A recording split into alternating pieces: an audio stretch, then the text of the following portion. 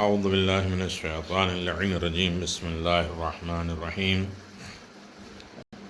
الحمد للہ رب العالمین والصلاة والسلام علی نبی الکریم وعلی آلہ الطیبین الطاہرین المعصومین المنتجبین ولعنۃ اللہ علی اعدائہم من الآن الى قیام یوم الدین آمین یا رب العالمین اما بعد فقد قال اللہ تبارک و تعالی فی قرآن مجید بسم اللہ الرحمن الرحیم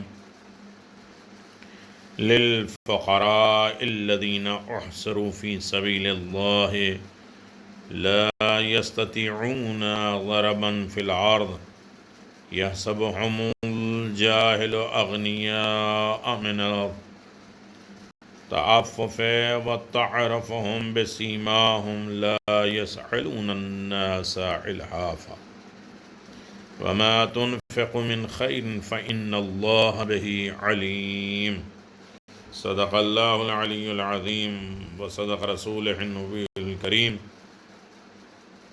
حاضرین محترم، السلام علیکم ورحمۃ اللہ وبرکاتہ. 22 شعبان المعظم 1441 16 اپریل 2020.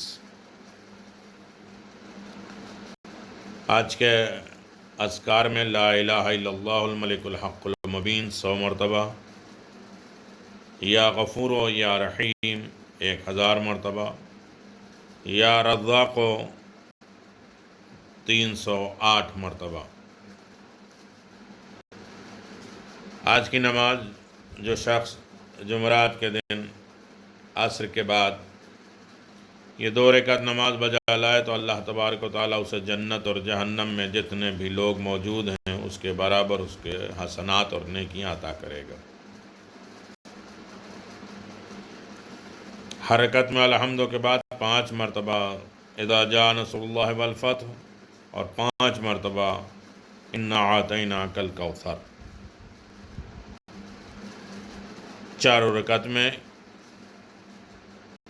اسی طریقے سے یہ 2 رکعت نماز، اور اس میں دونوں رکعت میں الحمد کے بعد سورہ نصر ہے اور سورہ کوثر ہے 5 مرتبہ.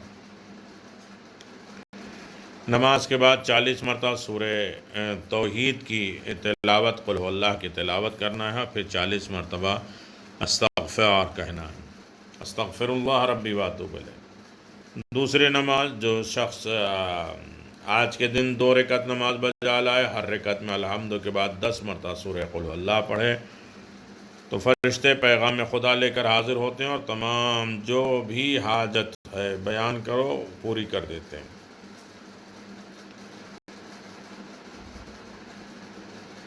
نماز آج کے دن کی پڑھتا ہوں قربتاً الی اللہ.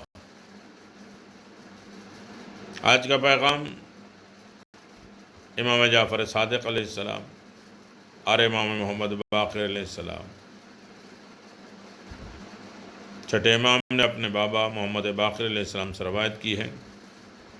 پرہیزگاری ایمان کو مضبوط کرتی ہے اور لالچ ایمان کو دل سے نکال دیتی ہے. جہاں انسان متقی، پرہیزگار، خوف خدا، یاد الہی رکھنے والا، اللہ سے راز و نیاز باتیں کرنے والا تو اس کا ایمان مضبوط ہوتا ہے.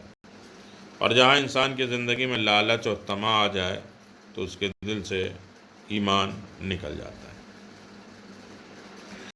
حاجت کے لیے کسی ایک نماز کے بعد 500 مرتبہ تسبیح کی تلاوت کرے، یا ہر نماز کے بعد 10 مرتبہ یہ پڑھ لے. عمل جس نیک حاجت کو دل میں لے کر شروع کرے گا انشاءاللہ ضرور پورا ہوگا.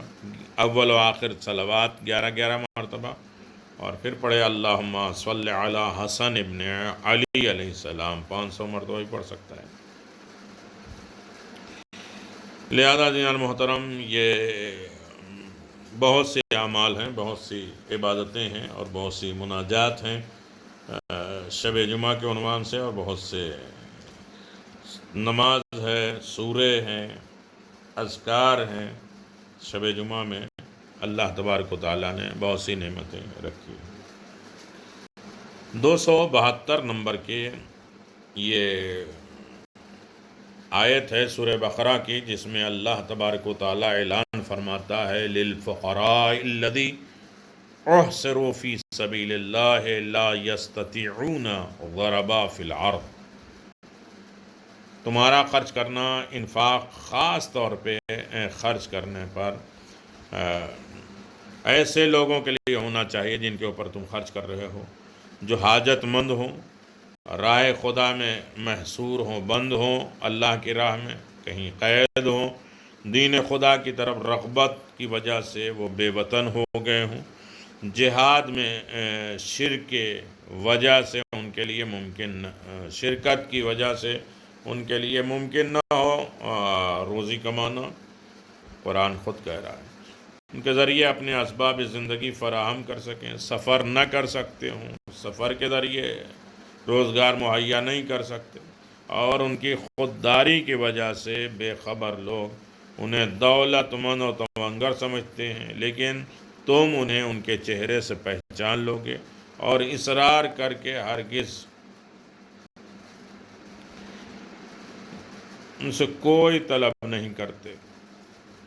ایسے لوگ جو کبھی طلب نہیں کرتے، ان کی نشانیاں ہیں ہر اچھی چیز جو تم راہ خدا میں خرچ کر رہے ہو، خدا اسے جانتا ہے۔ اس میں پورا خلاصہ ہے کہ کس کے اوپر خرچ کرنا چاہیے اور کسے دینا چاہیے، قرآن سے، حدیث نہیں۔ اب یہ آیت 5ویں امام فرماتے ہیں کہ اصحاب صبح مسجد میں ایک جگہ ہے جو تھوڑا سا اونچا چبوترا ہے، اصحاب صفا، یہ تقریباً 400 افراد تھے۔ ان کا تعلق مکہ اور مدینہ کے درمیان میں سے تھا، اور مدینہ میں ان کا کوئی گھر اور کوئی رشتہ دار نہیں تھے، اس لیے انہوں نے مسجد نبوی میں قیام کیا اور انہوں نے ہر اسلامی جہاد میں شرکت کے لیے اپنی آمادگی کا اعلان کر دیا۔ صفا یعنی بڑے اور وسیع برآمدے کو کہتے ہیں، بہت بڑی جگہ ہو۔ جو لوگ مدینہ اور مسجد نبوی دیکھ چکے ہیں، اس میں ایک جگہ ہے اصحاب صفا، جہاں ایسے لوگ جن کا کوئی نہیں تھا، وہاں انہیں پیغمبر اسلام رکھتے تھے۔ اب آج ہمیں تھوڑی سی بات اس چیز پہ کرنا ہے کہ کس کے اوپر خرچ کرنے ہیں، قرآن مجید نے کیا کہا ہے۔ تو 5 چیزیں بتائیں قرآن مجید میں کہ کس کے اوپر خرچ کرنا چاہیے۔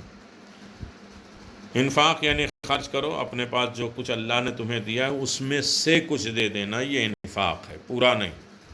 اگر اللہ نے 10 روٹی کی حاجت دی، 1 روٹی تم نے دے دیا ہے تو یہ ہاتھ دیا ہے، پاؤں دیا ہے، زبان دیا ہے، اچھے اخلاق دیے ہیں کسی کے لیے۔ ایسے دور میں انسان جو ہے وہ کسی کے نہیں کہہ سکتا کہ ہمارے پاس روٹی نہیں، کسی کے ساتھ صبر کرے، اچھا اخلاق دکھائے اور اس کی معاونت اور مدد کرے۔ جن پر خرچ کرنا چاہیے ان کے لیے اللہ نے یہ صفتیں، یہ کوالٹی بتائی ہے۔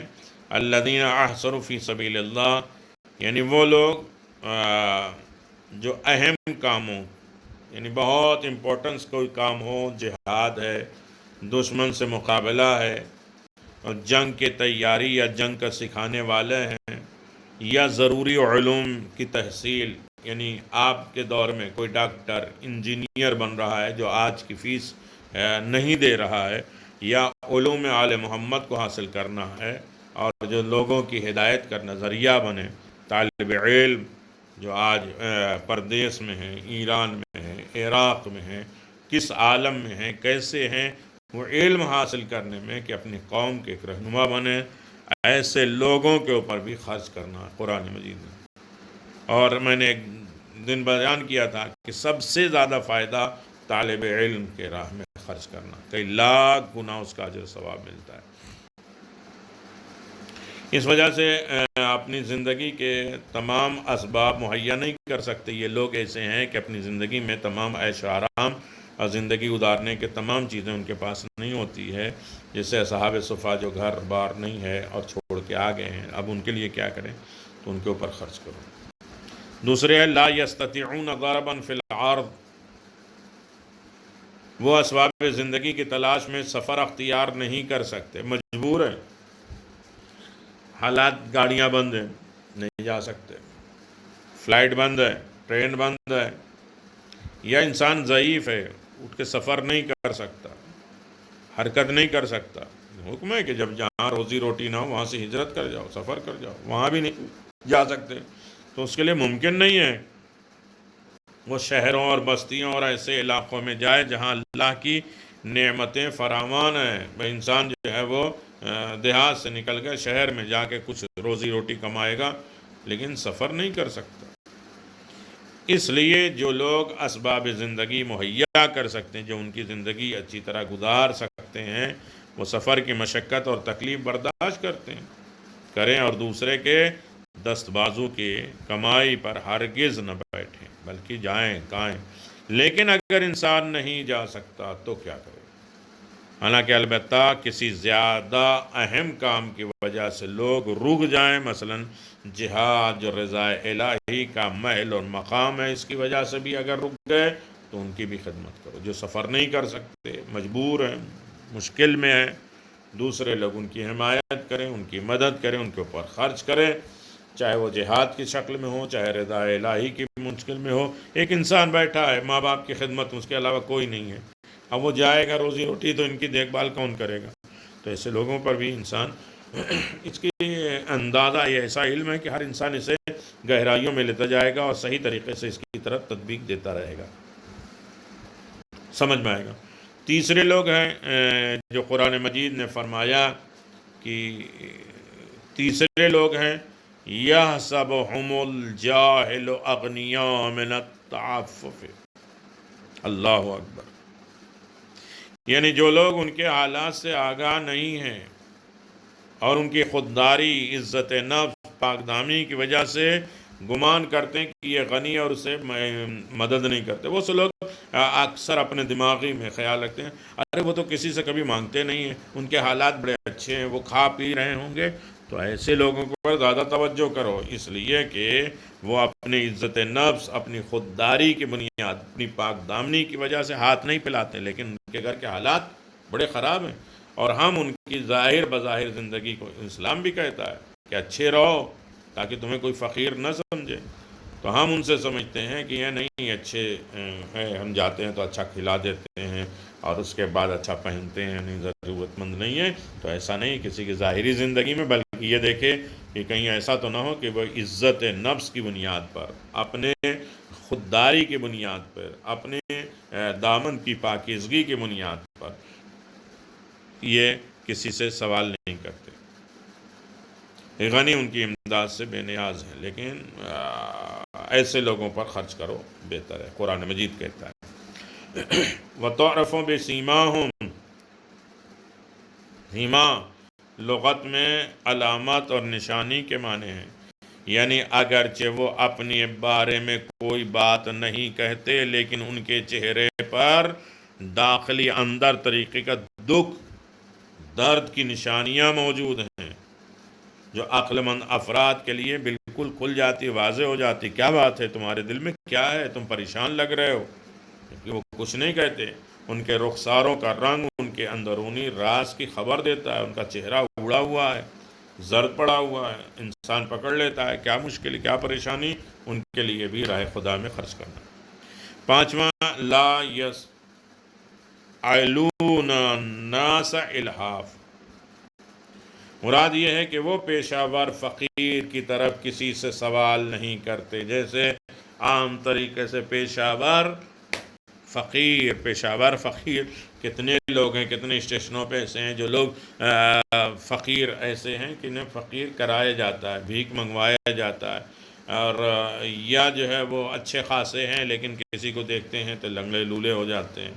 تو اکثر جو ہے ویڈیو میں آپ نے دیکھا ہوگا، اور کتنے ایسے لوگ ہیں یہ فقیر کر کے کئی سال حج کر گئے، جو پیشہ ور فقیر ہیں، جن کے عادت ہی ہے مانگنا، جنہوں نے اپنے اوپر طے ہی کر لیا یہ ذلت کو کہ وہ مانگیں گے۔ یہ ذلت ہے، کسی کے سامنے ہاتھ سوال اٹھانا یہ بڑی مشکل بات ہوتی ہے، جو عام انسان، عزت دار انسان نہیں اٹھاتا۔ اللہ سب کو محفوظ رکھے، بڑی باتیں نہیں ہیں، انسان مجبور ہوتا ہے تبھی سوال کرتا ہے۔ ہم لوگ یہ کہتے ہیں کہ چلے آئے سر اٹھا کے مانگنے، کوئی نہ کوئی مجبوری، ورنہ ان کی عزت تو یہی ہے، مثال دیا تھا امام حسین نے 1000 درہم دیا ایک شخص کو، اور وہ سکہ چیک کر رہا ہے۔ امام کے غلام نے پوچھا کیا ایسا چیک کر رہا ہے کہ کوئی چیز بیچی ہے کہ جو سے نوٹ خراب ملی؟ اور یہ تو کہا خدا کی قسم میں نے بیچا ہے، میں نے یہ سوال نہیں اٹھایا، اپنی عزت کو بیچا ہے۔ یعنی کسی کے سامنے ہاتھ سوال کرنا، اپنی ضرورت کو پیش کر دینا، یہ ایک طریقے کے عزت کو بیچنا ہے۔ اللہ محفوظ رکھے۔ یعنی وہ تو اصولی طور پہ سوال کرتے ہی نہیں ہیں، چاہے وہ سوال میں اصرار اور تکرار کریں، بار بار کسی کے سامنے ہاتھ پھیلاتے رہیں۔ دوسرے لفظوں میں پیشہ ور فقیر کا معمول یہ ہوتا ہے کہ وہ سوال پر اصرار کرتے ہیں، بار بار مانگتے ہیں، لیکن وہ بالعموم ضرورت اور حاجت مند نہیں رکھتے۔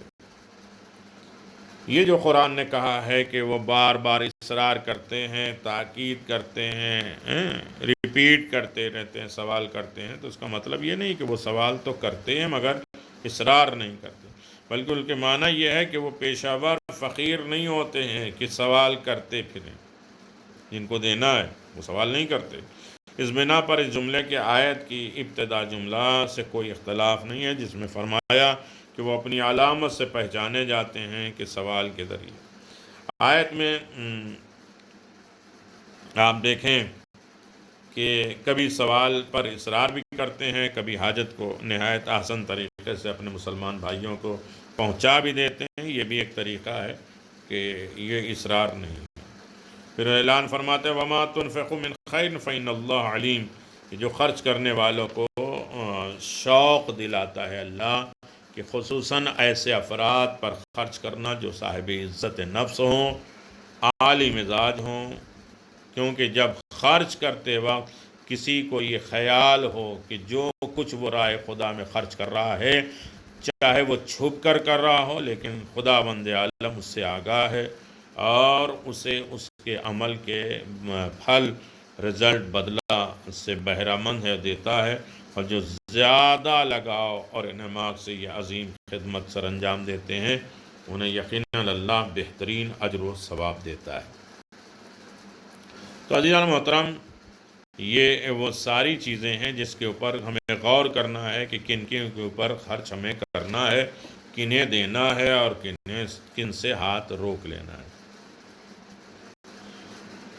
مفہوم یہ ہے کہ یہ وہ لوگ ہیں جنہوں نے راہ خدا میں اپنے آپ کو وقف کر رکھا ہے، جس کی وجہ سے وہ ذاتی معیشت کے لیے دوڑ دھوپ نہیں کر سکتے۔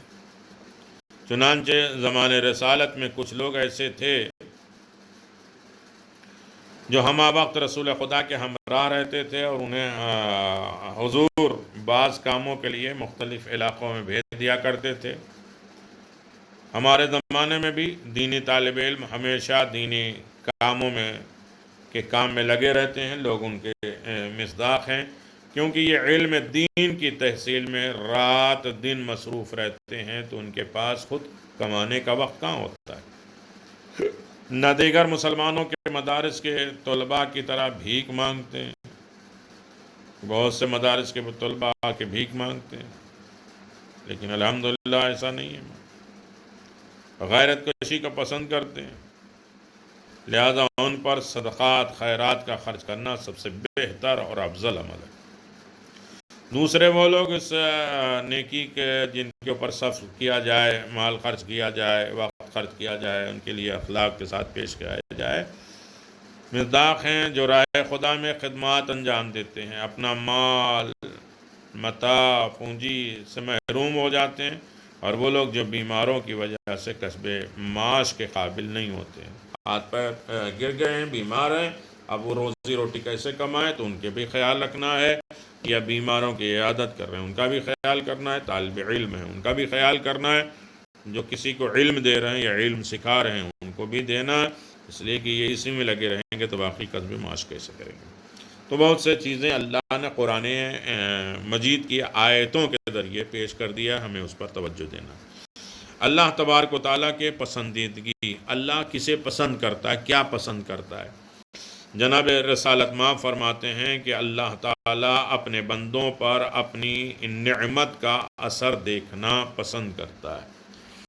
وہ نعمت اس کو لیے دکھنا چاہیے۔ اللہ بہت پسند کرتا ہے جو ہم نے اسے نعمت دی ہے، جو اس پر ہم نے نعمت دی ہے، خرچ کیا ہے، اس نعمت کو اللہ چاہتا ہے کہ یہ ہمارے لیے اظہار ہونا چاہیے۔ اللہ بہت پسند کرتا ہے۔ ہم نے اچھا دیا ہے تو اچھا رہو، اچھا کھاؤ پیو،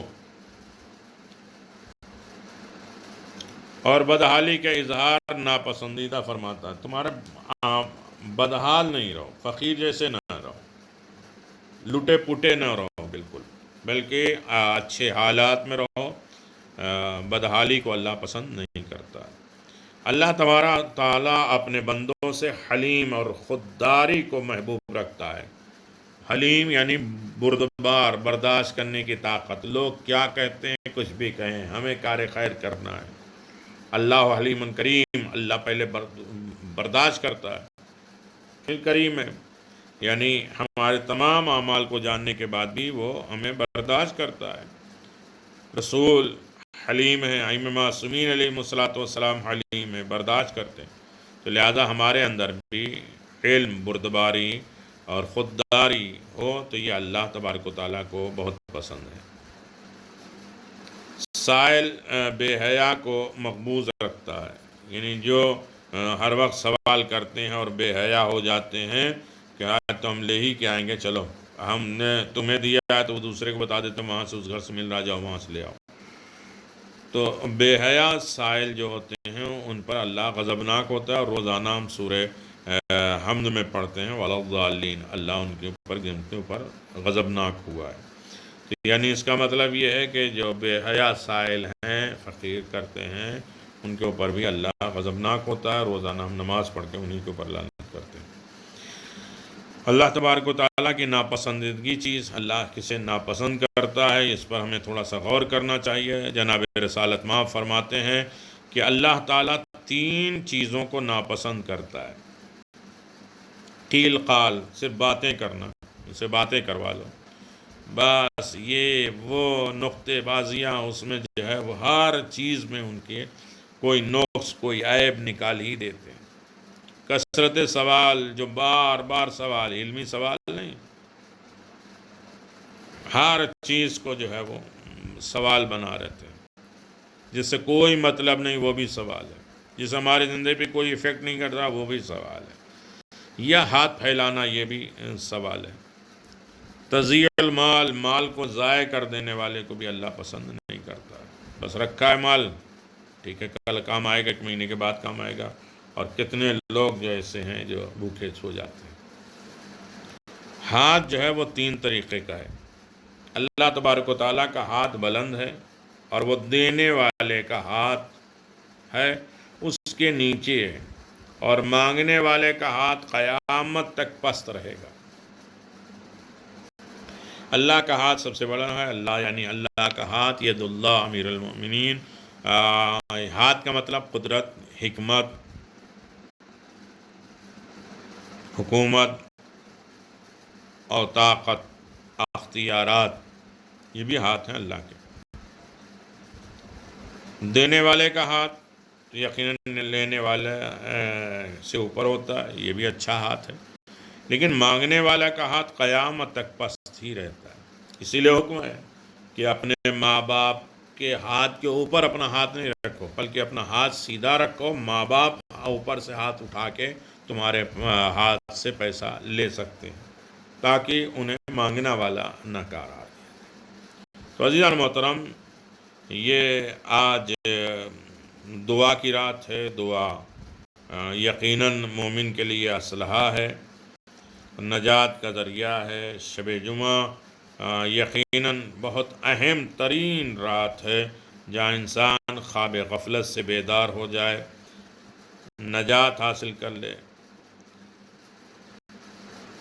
شب جمعہ اور خاص طریقے سے نماز شب کا ایک ٹاپک آئے گا، جو نماز شب جو ہے وہ یقیناً جو 6 طریقے کی بیان کی گئی ہے۔ تو ان نماز شب میں ہمیں ایسے دنوں میں نماز شب کو ترک بالکل نہیں کرنا چاہیے، چاہے مغرب سے ملا کے پڑھ لیں، چاہے صبح تھوڑا سا پہلے اٹھ جائیں تب پڑھ لیں، یا دن میں اس کی قضا بھی کر لیں، لیکن نماز شب چاہے 3 رکعت بھی 2 رکعت شفا 1 رکعت وطر یا 1 رکعت وطر ہی پڑھ لیں، اور یہ بہت بڑی کامیابی کی دلیل ہے۔ آخرت کی کامیابی کے لیے دعا کرنا چاہیے۔ شب جمعہ وہ دنیا اور آخرت کی کامیابی ہوگی، اور دعا اس کے لیے باعث کامیابی ہوگی، اور گناہ کبیرہ صغیرہ اس کی بخش دی جائے گی جو انسان دعا کرتا ہے۔ روایت میں ہے کہ روزہ رکھو شب جمعہ، اور قرض جو ہے وہ اس سے محفوظ رہتا ہے۔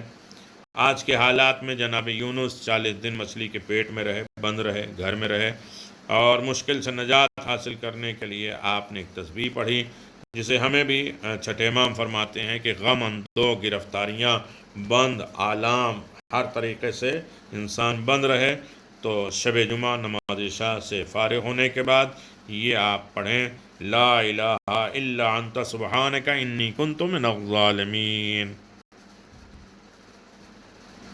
یہ بار بار پڑھے تاکہ اپنی گرفتاری سے انسان آزاد ہو جائے، مشکلات سے نجات مل جائے۔ توسل آج کی رات میں زیادہ زیادہ اہل بیت سے قریب، وہ چیزیں جو اہل بیت علیہ الصلوۃ والسلام سے ہمیں قریب کر دیتی، اس کی طرف ہمیں متوجہ کرنا ہے۔ کن چیزوں سے اہل بیت علیہ الصلوۃ والسلام خدا راضی ہوتا ہے، اس کی طرف ہمیں متوجہ کرنا ہے، اور خاص طریقے سے ہمیں شب جمعہ کی جو بے پناہ دعائیں ہیں، اعمال ہیں، مناجات ہیں، اس کی طرف بھی ہمیں غور کرنا ہے۔ آخر میں ہمیں یہ دیکھ لینا ہے کہ امام صادق علیہ الصلوۃ والسلام فرماتے ہیں کہ قضاء الحاجۃ المؤمن افضل من الف حج متقبلا بمناسک وعتق الف رقبۃ لوجہ اللہ وجملال عرف قدس فی سبیل اللہ بسرہم وعلم۔ مومن کے حوائج اور ضروریات کو پورا کرنا 1000 مقبول حجوں اور 1000 غلاموں کی آزادی اور 1000 گھوڑے راہ خدا میں دینے سے برتر ہے، افضل ہے، اعلیٰ ہے۔ عزیزان محترم، خاص طریقے سے ہم یہ سوچتے ہیں کہ سال حج کا کیا ہوگا، سال یہ نیکی کا کیا ہوگا، تو امام صادق فرماتے ہیں کہ حج سے بھی افضل ایک مومن کی کوئی حاجت پوری کر دینا، ان کی ضرورت کو پورا کر دینا، 1000 حج یعنی جو قبول ہو چکا ہو، غلام آزاد کیا جائے، راہ خدا میں گھوڑے دینا، یعنی مومن کے کام آ جاؤ، یقیناً بہت زیادہ عظیم یہ۔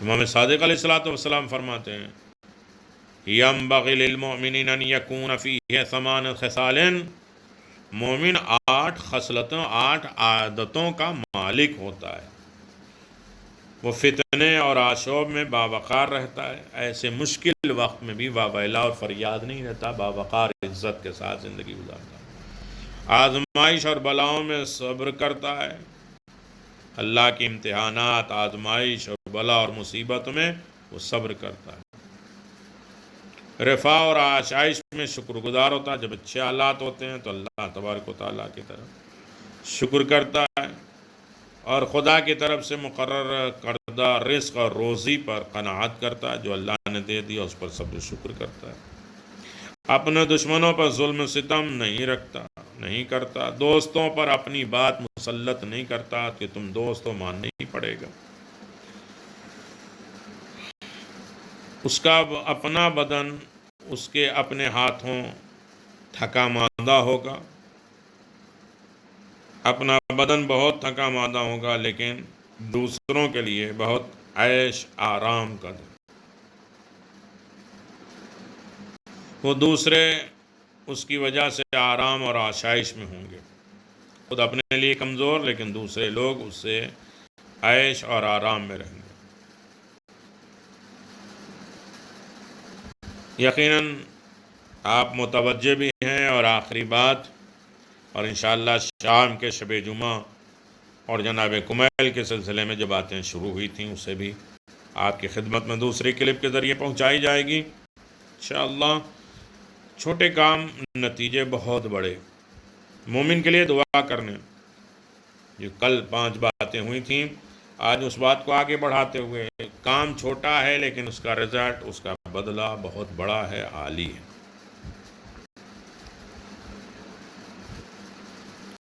ملائکہ اور خدا سے لاکھوں مقبول دعائیں۔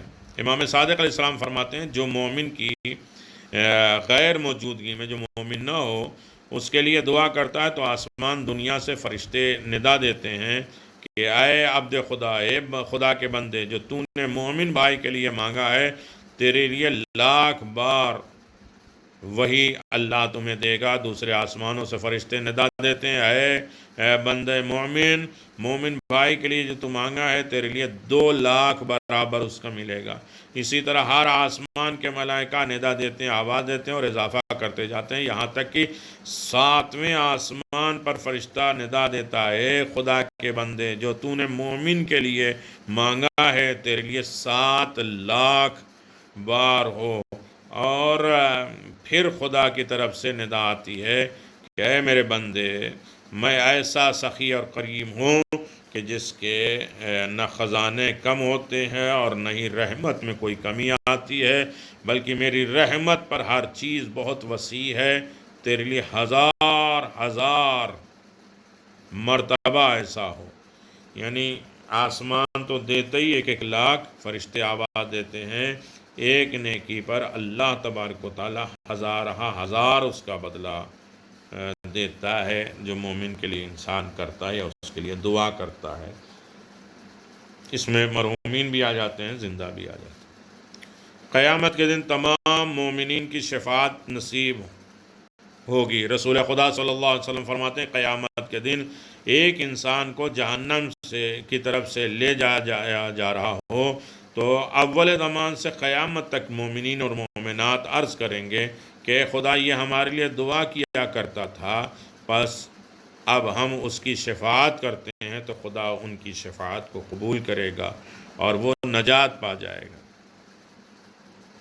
فرشتوں کا مومنین کی طرف سے وکیل ہو کر دعا کرنا، ان کی طرف سے وکیل ہو۔ راوی کہتا ہے امام رضا علیہ السلام فرماتے ہیں جو بھی مومنین اور مومنات یا مسلمات کے لیے دعا کرتا ہے تو اللہ تعالی ہر ایک کے بدلے فرشتے کو وکیل کرتا ہے اور جو دعا کرنے والے کے لیے دعا کرتا ہے۔ ایک مشکوک دعا لاکھ مقبول دعا سے بہتر ہے۔ امام صادق علیہ السلام فرماتے ہیں جو کوئی مومن کی غیر موجودگی میں اس کے سامنے نہیں دعا کرتا ہے تو عرش سے ندا آتی ہے کہ تیرے لیے 1 لاکھ برابر ایسا ہے جو تو نے مومن کے لیے مانگا اس سے 1 لاکھ گنا تمہیں ملے۔ اور جب وہ صرف اپنے لیے مانگتا ہے تو صرف ایک دعا ہوتی ہے، بس 1 لاکھ مقبول دعا اس ایک دعا کے لیے ہے کہ جس کا علم نہیں ہے کہ مستجاب ہوگی یا نہیں ہوگی، تو بہتر یہ ہے کہ مومن کے لیے مانگے تو کم از کم 1 لاکھ اس کے بدلے میں مل جاتی ہے۔ امام صادق علیہ السلام فرماتے ہیں جو اپنے لیے دعا کرنے سے پہلے 40 مومن کے لیے دعا کرتا ہے تو اس کی دعا ان کے حق میں اور اس کی دعا اپنے لیے بھی مستجاب ہو جاتی ہے۔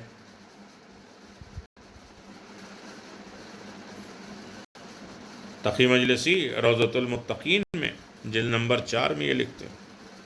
تو لہذا ہمیں مومنین کے لیے دعا کرنا ہے، خاص طریقے سے وہ مومنین جو سامنے نہ ہوں، یقیناً مر چکے ہوں یا زندہ ہوں یا کہیں اور ہوں، ان کے لیے بھی دعا کرنا ہے۔ طالب علموں کا خیال رکھنا ہے، علم حاصل کرنے والے یا علم بانٹنے والوں کا بھی ہمیں خیال کرنا ہے، ان کی عزت، ان کے ساتھ اخلاق، ان کے ساتھ صبر، ان کے ساتھ نیکیاں۔ ایک مومن کے ساتھ بھی اچھائی کر لے تو 1000 حج سے بہتر ہے، افضل ہے، مومن کی ضرورتوں کو پورا کر دینا۔ ایسے دور میں پروردگار شب جمعہ میں تمام مومنین کو یاد کرنے کی توفیق عطا فرما، تمام مومنین کے تمام حقوق جو حقوق الناس، حقوق العباد ہیں، اس کی معافی تلافی مانگنے کی ہمیں توفیق عنایت فرما۔ رب رب کعبہ ہر فتنے آفات اور بلاؤں سے ہمیں محفوظ فرما، اور ہر جگہ ہمیں عزت و کامرانی کی زندگی عنایت فرما، مشکلات سے نجات دے دینا۔ کچھ علاقے ہیں جو خاص طریقے سے دعا کی جا رہی ہے کہ جہاں بہت زیادہ یہ مشکلات ہے، خاص طریقے سے یہ بلا اور مصیبت بھی، اور تنگ دستی اور مفلسی بھی، غربت بھی، فاقہ کشی بھی، اللہ ان سب کی مشکلات کو آسان کر دے اور انہیں عزت کے ساتھ زندگی بسر کرنے کی دولت عطا فرما۔ تمام مومنین کو شفاء کاملہ عاجلہ عنایت فرما، حفظ و امان میں رکھے اور تمام دعاؤں کو قبول فرمائے۔ اس وقت ایک دوسرے کے قریب رہیں، ایک دوسرے کا خیال رکھیں اور امام کو راضی رکھیں، اور شب جمعہ ہے، اپنے سارے اعمال امام کی خدمت میں پیش کریں، امام مسکرانے پر آمادہ ہو جائیں اور خوش ہو جائیں، اور یقیناً ہماری بہت سی حاجتیں جو ہم نہیں مانگ پاتے وہ بھی ہمیں عطا فرما دیں۔ وآخر دعوانا الحمد للہ رب العالمین، وصلی اللہ علی محمد وآل محمد وعجل فرج آل محمد۔